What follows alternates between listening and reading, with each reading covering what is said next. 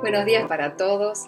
Bueno, este es nuestro primer video después de la clase que hemos tenido por única vez que nos conocimos y que momentáneamente va a ser uno de los medios que vamos a utilizar para poder comunicar conceptos y elementos más difíciles que tenemos que desarrollar en la materia. Espero que estén todos muy bien y así comenzamos entonces esta nueva etapa en la materia y en la relación que estamos todos teniendo con todos ustedes.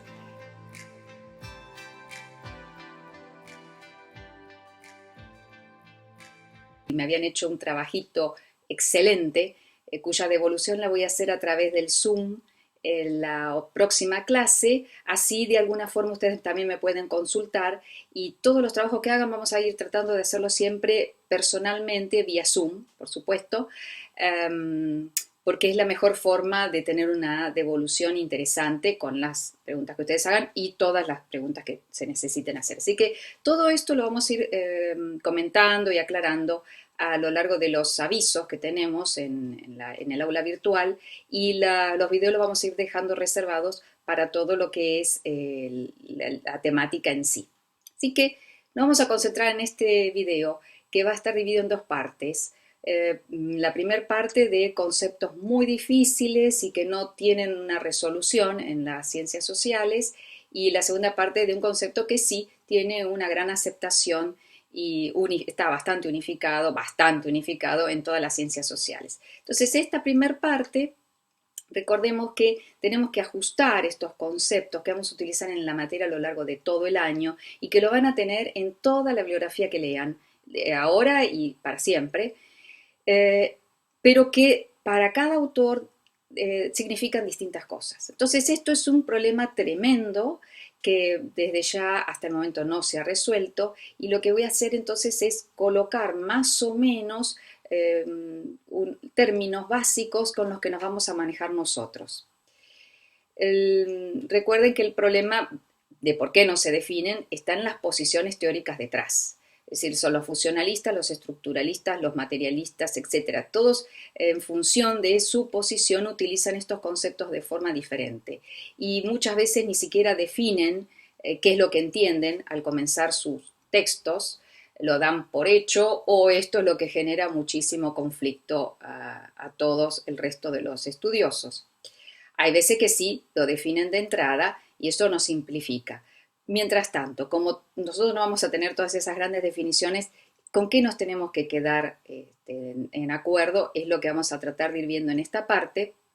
Y recordamos que es necesario que entendamos, aunque sea mínimamente la definición no está clara, pero mínimamente tenemos que entender, porque toda la materia, el eje de toda la materia es el poder político, la alimentación y la cultura. Todo esto son variables que se mueven permanentemente para entender qué es lo que ocurre con la alimentación y nosotros, nuestro Estado y nuestra sociedad.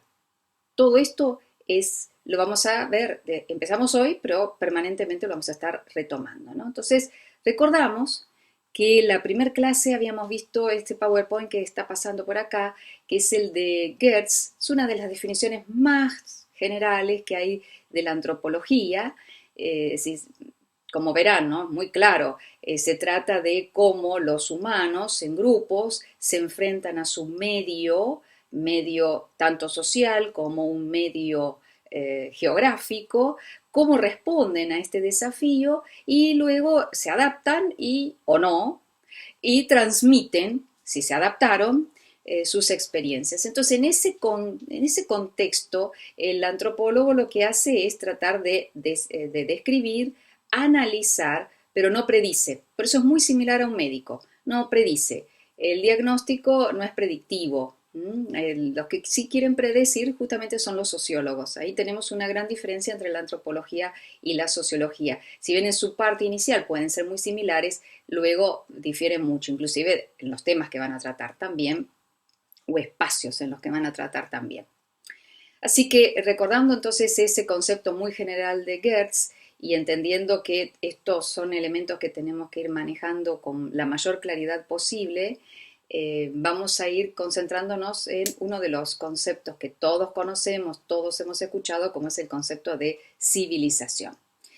Les agrupé digamos, de una forma extraordinariamente sintética, les agrupé cómo se ha entendido el concepto de civilización para las ciencias sociales, que también las agrupé de forma muy sintética, empezando por lo que es la geografía, la antropología, la sociología y la historia. Entonces, eh, este concepto de civilización, muy utilizado inclusive en siglos antes, para la geografía, que tuvo un enorme desarrollo fines del siglo XIX y principios del siglo XX, se trataban de espacios con sus relieves, su flora, su fauna.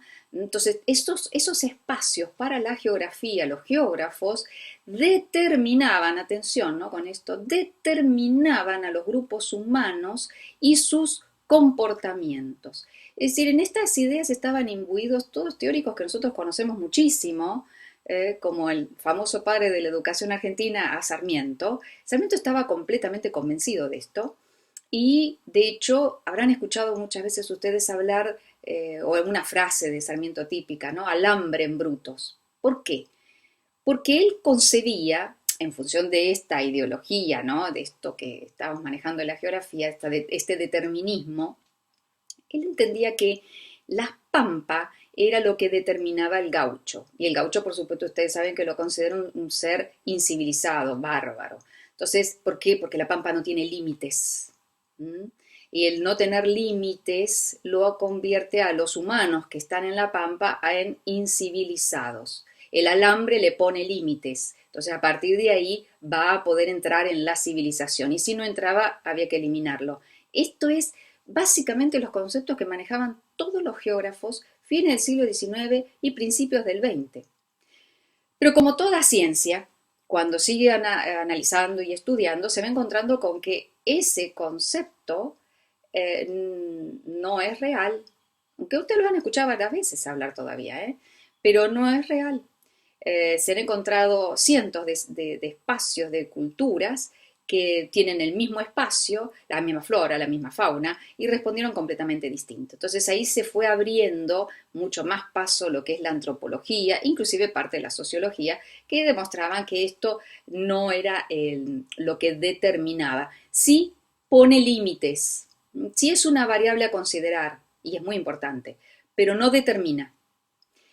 Eh, que sí es lo que se empieza a encontrar que va imponiéndose en esa respuesta al medio ambiente. Y se impone lo que los antropólogos llaman, ya más específicamente hablando, utillaje mental, que en términos generales para nosotros decimos cultura, pero cuando un antropólogo dice utillaje mental, está hablando de los mecanismos que tiene para responder y entender lo que el medio y la sociedad le va imponiendo a este grupo humano. Entonces, lo que los geógrafos veían empieza a ser de alguna forma muy importante, pero está un poco superado por lo que es la antropología, que impone el concepto de la cultura como el tema que va determinando o, digamos, siendo una de las variables más fuertes en algunos de los casos para comprender la organización social y la respuesta que tienen a esos medios ambientes. La, con respecto a la antropología. Nos vamos entonces a la sociología. Para la sociología, el concepto de civilización es muy confuso. Los sociólogos sostienen que debajo de toda civilización hay sociedades y que la que le impregnan la característica a una civilización son las sociedades. Las sociedades siempre tenemos que entender que son espacios humanos que producen, distribuyen y consumen con una pauta cultural específica. Entonces ellos entienden que detrás de esto, detrás de del concepto de civilización, como hay sociedades y el concepto de civilización pretende ser superior al de sociedades, ellos proponen, y en general tratan de no utilizarlo, que no se use. Entonces, hay muchas veces que van a encontrarse con sociólogos que lo utilizan, pero en general le esquivan muchísimo. Y finalmente los historiadores, que es el concepto con el que en general, más que nada, todos nos hemos manejado porque es el que se imprimió en los libros de texto, que muchos de ellos replican décadas de estudios, ¿no? Entonces, justamente para la historia, los historiadores insisten en esto hasta el día de hoy, hay una civilización cuando han logrado determinado desarrollo.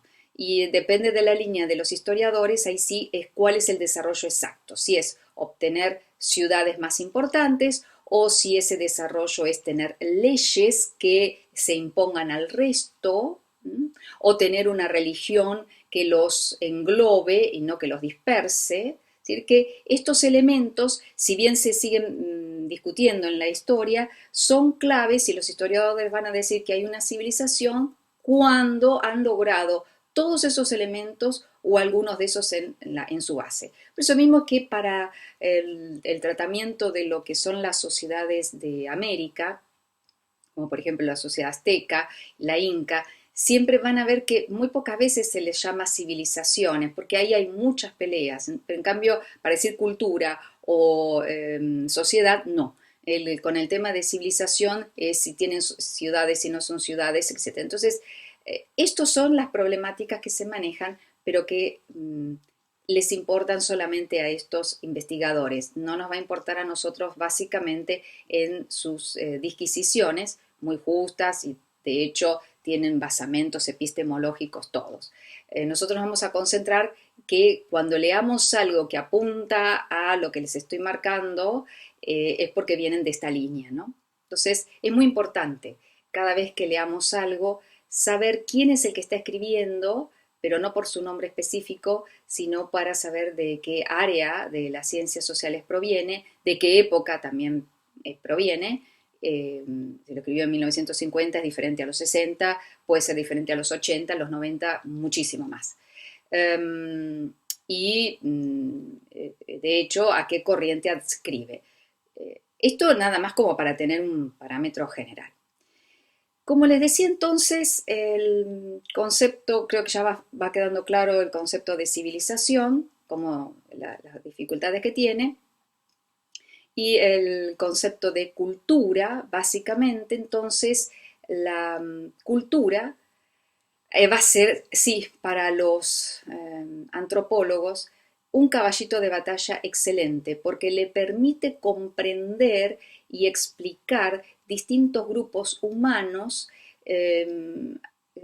a lo largo del tiempo y del espacio. Es decir, es un concepto, si bien es bastante general, es un concepto que permite abrir las puertas a ciertas explicaciones, ¿no? Entonces, ¿cuál es el problema? Que hasta el momento los antropólogos tienen más o menos 142 definiciones de cultura.